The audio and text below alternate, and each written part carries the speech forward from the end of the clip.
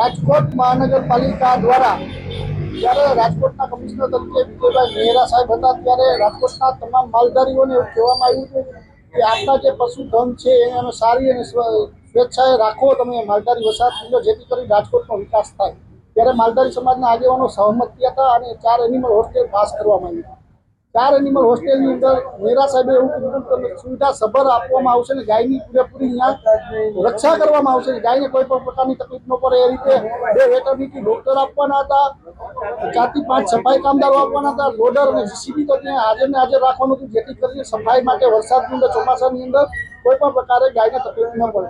પરંતુ આજે આપણે જોઈ રહ્યા છીએ 4 થી 5 કમિશનરો બની ગયા હોવા છતાં રજૂઆતો કરવા છતાં આજે રાજકોટ મહાનગરપાલિકાના પેટમાં પાણી નથી આવતું। અડધી રાત્રે લાઇટ ન હોય તો જનનાયકો દોડી આવે છે પરંતુ ગાયને માતા કહેનાર અને માતાના નામે મત લેનાર આજે જનનાયકો ક્યાંય દેખાતા નથી। ખરેખર તમારે જનનાયક બનવું હોય તો આ ગાયની વારે આવો। અત્યાર સુધીમાં હજારો ગાયોના મોત રાજકોટ મહાનગરપાલિકાના દોડબાની અંદર થઈ ગયા છે।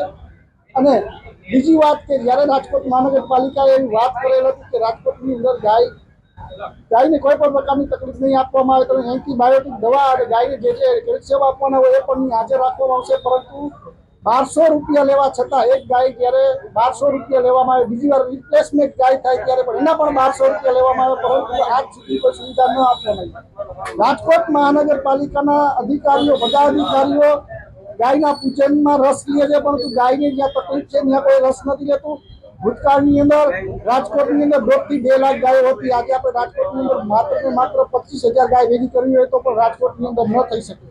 લાખો લીટર દૂધની ગાયની જરૂર હોય ત્યારે મહાનગરપાલિકાની અંદર અનેક વારો રજૂઆત કરવા છતાં કોઈ પણ જાતનો નિકાલ આવ્યો નથી। ગાયની અવદશા માટે કોઈ જવાબદાર હોય તો આ બની બેઠેલા માત્ર ને માત્ર જનનાયકો છે। જનનાયકો આ અવદશાને આપણે જોયું કે ભૂતકાળની અંદર અત્યારે પણ આપણે જોઈ રહ્યા છીએ જેમ કાશ્મીરી પંડિતોને પ્રસ્થાપિત કરવાના છે રીતે ગાય માતાને પ્રસ્થાપિત નહીં કરે તો આપણે જોઈ રહ્યા છીએ આગજનીમાં થઈ છે, પ્લેન ક્રેશ થાય છે। ક્યારે થાય છે કે ભગવાન દ્વારકાધીશને વાલામાં વાલી હૃદયમાં વાલી ગાય માતા હોય કે જ્યારે પોતે લોહિયાળની ધરતીની લોહિયાળ થતી હોય ત્યારે આવા બનાવો બનતા હોય છે। પરંતુ રાજકોટ મહાનગરપાલિકાને એટલું મગજમાં નથી આવતું કે આપણે કેટલું રાજકોટની અંદર કેવી કેવી ઘટનાઓ બની રહી છે, પુલ તૂટી જાય છે, ટીઆરપી ગેમ ઝોન જેવા કાંડ થાય છે પરંતુ હજી અહીં આંખ નહીં ઉલટે તો રાજકોટની અંદર નહીં પણ આ ધરતી પર જેમ ગાયનું રહેવાનું છે એ જ રીતે આપણે આવા ભોગવતા આવશું। જેને પાપના ધંધા કર્યા છે એને પાપ લાગવાનું છે પરંતુ નિર્દોષ લોકોને પણ આમાં પાપ લાગી ગયું છે।